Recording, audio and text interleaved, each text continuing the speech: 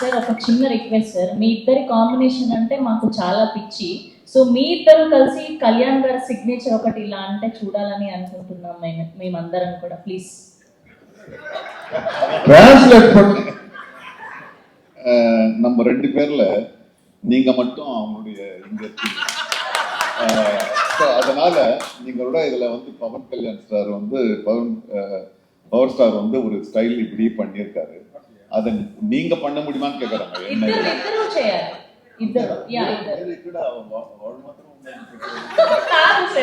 ఇద్దరు చేస్తే బాగుంటది. Ready 3, 2, 1 go. వీడు 6 అడుగుల బుల్లెట్.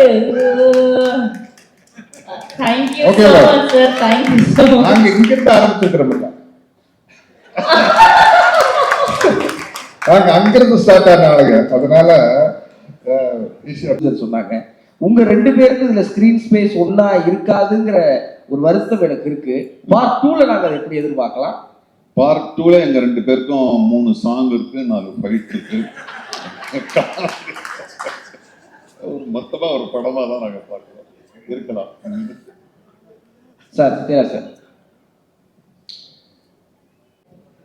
எல்லோருக்கும் என்னுடைய வணக்கம். கீரவாணி சாருடைய வரவுக்கு என்னுடைய பெருமையும் நன்றியும். இந்த நாளுக்காக ஏஎம் ரத்னம் மட்டுமே இல்லை, இந்த படம் சம்பந்தப்பட்ட எல்லாருமே காத்துக்கிட்டு இருந்தோம். அதுதான் உண்மை. ஏன்னா இந்த படம் ஆரம்பிச்சு 5 வருஷம் ஆச்சு.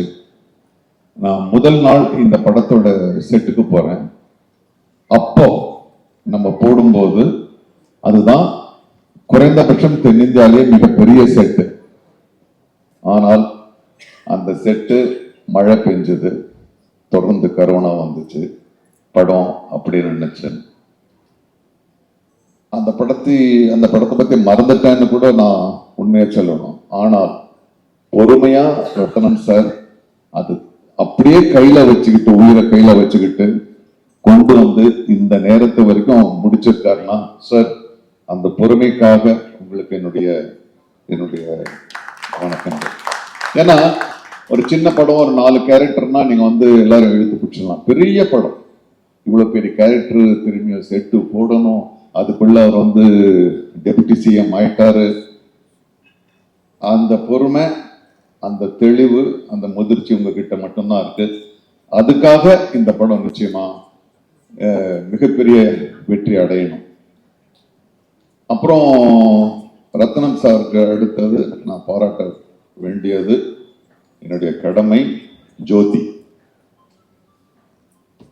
ஏன்னா வேற ஒரு டைரக்டரை வச்சு ஆரம்பிச்சாங்க. 5 வருடங்களுக்கு பிறகு அவரு வேறு ஒரு நிலைக்கு போயிட்டாரு. இந்த படத்தை யாரை தொடர்ந்து கொண்டு போகுது அப்படின்னு ஒரு பெரிய யோசனை. அப்படின்னு போகும்போது ரத்னம் சார் சொன்னாரு, விதின்னு. விதி கிடையாது, அவனுடைய அறிவு தான் கொண்டு வந்து நிறுத்தது. இவ்வளவு பெரிய படத்தை அவனுடைய அறிவு தான் தீர்மானிச்சு. ஏன்னா ஜோதி இந்த படத்தை ஆரம்பிச்ச முதல் நாள் நான் போனேன், சிரிச்சுக்கிட்டே இருந்தேன். எப்படி உங்களுக்கு எந்த பொறுமை இருக்கோ அப்படியே அவனுடைய பொன் சிரிப்பு. பார்த்தா செட்டுல ஒண்ணுமே இல்லை. ஆனால் படம் நடக்குது. நான் கேட்டேன், ஜோதி என்னடா இது, என்னப்பா இது? இல்லை சார், இந்த படம் எப்படி எடுக்க போகுதுன்றதை பத்தி டெக்னிக்கலா ரொம்ப தெளிவா என்கிட்ட சொன்னான். அப்பவும் எனக்கு பயம். சரி, எல்லாம் கரெக்டா சொல்றான், அது எடுக்கணுமே அப்படின்னு. ஆனா நான் டப்பிக்கு போகும்போது ரொம்ப ஆச்சரியமாச்சு. ஒரு குழந்தை மாதிரி எனக்கு வந்து அந்த ஒரு ஆச்சரியம் தான் வந்துச்சு. எவ்வளவு மலைகளை கொண்டு வந்திருக்க, குதிரைகளை பல பிரதேசங்களை கொண்டு வந்திருக்க, உன்னுடைய அந்த அறிவுக்கு என்னுடைய நன்றி. அப்புறம் மனோஜ் பரமஹம்சாவை பத்தி சொல்லணும். அவன் கேமராமேனா இல்லை வந்து மெஜிஷியனான்னு எனக்கு தெரியல. ஏன்னா நம்மெல்லாம் நடிக்க வரும்போது ஒரே ஒரு கேமரா தான் இருக்கும். நான் ஃபர்ஸ்ட் டே அங்கே நம்ம அந்த விஜயவாடால போகிறோம், இங்கே ஒரு கேமரா போகுது, அங்கே ஒரு ட்ரோன் ஒன்று போகுது. அப்புறம் இந்த ஸ்டார் வார்ஸ் படத்தில் வர்ற அந்த ரோபோ மாதிரி இங்க ஒண்ணு ஓடுது. அவ்வளோ அவ்வளோ ஒரு டெக்னிக்கல் இதோட அந்த படம் நடிச்சு. எப்படியும் ஒரு 6-7 கேமரா இருந்துச்சு. எந்த கேமராக்கு நடிக்கிறதுன்னு எங்களுக்கு தான் குழப்பம், உங்களுக்கு இல்லை. ஸோ ஆக இதை இதுக்கு பின்னால பெரும் கதைகள் இருக்கு, பல தடைகள் தாண்டி வந்திருக்கு. அதெல்லாம் தாண்டி இது பொறுமையா இதை முடிச்சிருக்கோம். ஆனா அதே உத்வேகத்தோட சில படங்கள் ரொம்ப கேப் விட்டுச்சுன்னா அப்படி செலுத்திக்கிட்டே போக வேண்டியதா இருக்கும். ஆனா கிடையவே கிடையாது. ரத்னம் சார் கூப்பிடும் போதெல்லாம் நான் பிஸின்றதுக்காக இல்லை, அவர் கூப்பிடும் போதெல்லாம் நான் வேற வேற வேற வேற இடத்துல இருந்து வந்தேன். நான் கோவால இருந்து வந்தேன். நான் 8 மணி நேரம் கார்ல 8 மணி நேரம் திரும்பி போய் திரும்பி 8 மணி நேரம் வந்தேன். ஏன்னா பவன் கல்யாண் அவர்கள் அவர் பொது வாழ்க்கைக்கு போயிட்டாரு. அவரு ஒரு நாள் அவர் கொடுக்குறாருன்னா நாங்க எல்லாம் சுனில் எல்லாம் ஸ்பெயின்ல இருந்து 2 ஷாட் நடிச்சுட்டு திரும்ப ஸ்பெயினுக்கு போனாரு. ஸோ அப்படியெல்லாம் கோஆப்ரேட் பண்ணி இந்த படத்தை நாங்கள் கொடுத்துருக்கோம். ஸோ இந்த பவன் கல்யாண் சார் அவர் ஒரு நாளைக்கு கொடுக்குறாருன்னா பாவம் அவர் 2 மணி நேரம் தான் வர முடியும். கரெக்டா அவர் சொன்ன நேரத்துக்கு போயிடுவார். அதுக்குள்ள ஜோதி 4 சீனை முடிக்கணும், பிரச்சனையே இல்லை, ஒன்றும் இல்லை சார், நீங்க தனியா எடுத்துக்கலாம், அவரை தனியா எடுத்துக்கலாம். அவ்வளவு ஒரு தெளிவான ஒரு கையாளுமை. ஸோ ஆக இந்த நிதி she also cooperated, ரொம்ப நல்லா கோஆப்ரேட் பண்ணாங்க. ஆக இந்த நல்மனதோடு ஒரு வெறுப்புணர்ச்சி இல்லாமல், ஒரு சலிப்பு இல்லாமல் ரத்னம் சாருக்காக எல்லாரும் ஒன்று கூடி இந்த ஒரு மாபெரும் யாகத்தை நடத்தி முடிச்சிருக்கோம். நிச்சயமா உங்களுக்கு எல்லாருக்கும் அது பிடிக்கும், நிச்சயமா எல்லாரையும் போய் சென்றடையும். ரத்னம் சார், நீங்க பார்ட் 2 அதை விட ஒரு பெரிய படம் நீங்க பண்ணணும். எங்களுடைய நடிகர்கள் சார்பா, தொழில்நுட்ப கலைஞர்கள் சார்பா உங்களுக்கு என்னுடைய வாழ்த்துக்கள். நன்றி சார். எனக்கு ஒரே ஒரு கேள்விதான் சார். இந்த படத்துல நீங்க பவன் சார் கூட தொடர்ந்து வர்றீங்க, ஆனா பவன் சாரே சத்யராஜ் சாருக்காக தான் வந்திருக்காரு அப்படின்னு ப்ரொடியூசர் சொன்னாங்க. உங்க 2 பேருக்கு இதுல ஸ்கிரீன் ஸ்பேஸ் ஒன்னா இருக்காதுங்கிற ஒரு வருத்தம் எனக்கு இருக்கு. பார்ட் 2ல நாங்க அதை எப்படி எதிர்பார்க்கலாம்? பார்ட் 2ல எங்க 2 பேருக்கும் 3 சாங் இருக்கு, 4 ஃபைட் இருக்கு. மொத்தமா ஒரு படமா தான் நாங்க பார்க்கிறோம். இருக்கலாம் சார். சார், திரையுலக நண்பர்களுக்கும் பத்திரிகை நண்பர்களுக்கும் முதல்ல என்னுடைய பணிவான வணக்கத்தை தெரிவிச்சுக்கிறேன். சினிமால நடிகரா இருந்து முதல் முறையா முதலமைச்சரானவர் புரட்சி தலைவர் எம்ஜிஆர் அவர்கள். ஆந்திரால சினிமால இருந்து நடிகரா இருந்து முதலமைச்சரானவர் மரியாதைக்குரிய மாண்புமிகு என்டிஆர் காரு அவர்கள். இன்னைக்கு அவருடைய பிறந்த நாள். இன்று என்டி ராமராவ் அவர்களின் பிறந்த நாள். அந்த பிறந்த நாள் அன்று ஆந்திராவின் deputy CM power star Pawan கல்யாணுடைய ஒரு நிகழ்ச்சி, ஒரு விழா நடக்கிறது எனக்கு ரொம்ப மகிழ்ச்சியா இருக்குது, ரொம்ப பெருமையா இருக்குது. இவனுக்கு எப்படி தெரியும் என்டிஆர் சாரோட பர்த்டே இன்னைக்கு அப்படின்னு கேக்குறீங்களா? எனக்கு யார் சொன்னாங்க தெரியுமா? போன்ல மெசேஜ் வந்தது. வாணிஸ்ரீ மேடம் சொல்லியிருக்காரு. நான் வசந்த மாளிகை படத்தினுடைய தீவிர ரசிகன். பாரு, பூபதி ராஜா சார் வந்திருக்காரு. அந்த படத்தினுடைய வசனகர்த்தா பாலமுருகன் சார். வசந்த மாளிகை படம் பார்த்துட்டு யாராவது கிட்ட பேசணும்னு எனக்கு ஆசை, எனக்கு ரொம்ப பிடிச்ச படம். அப்போ சச்சி மேடம் என்கிட்ட சொன்னா, நான் சொன்னேன், நேற்று வசந்த மாளிகை படம் பார்த்தேன் மேடம் அப்படின்னு. அப்படியா, நம்பர் கொடுக்குற வாணிஸ்ரீ கிட்ட பேசுங்களேன் அப்படின்னாங்க. அப்போ வாணிஸ்ரீ மேடத்துக்கிட்ட போன் பண்ணி பேசி அந்த படத்தை பத்தி பேசி நிறைய ஈவெண்ட் விஷயங்களை பகிர்ந்துக்கிட்டோம். அவங்க தான் இன்னைக்கு மெசேஜ் அனுப்பியிருக்கிறாங்க என்டிஆர் சாருடைய பர்த்டே அப்படின்னு. ஸோ இன்னைக்கு அது ஒரு கோஇன்சிடென்ஸ், ரொம்ப சந்தோஷமா இருக்குது. உண்மையிலேயே ரத்ன சார் பிரமாதமா பேசினாரு, அவருடைய ஃபீலிங்ஸ் எல்லாம் சொன்னாரு.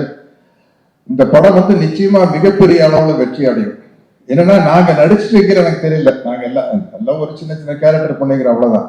ஜோதி கிருஷ்ணா என்கிட்ட லேப்டாப்ல கொண்டு சீன் காட்டினார், எப்படி எடுக்க போறேன்னு. நான் உண்மையிலேயே ரத்ன சார், ஈன்ற பொழுதில் பெரிதிருவுக்கும் தன் மகனை சான்றோர் என கேட்ட தாய் அப்படிங்கிற இடத்துல தகப்பன்னு நீங்க போட்டுக்கலாம்.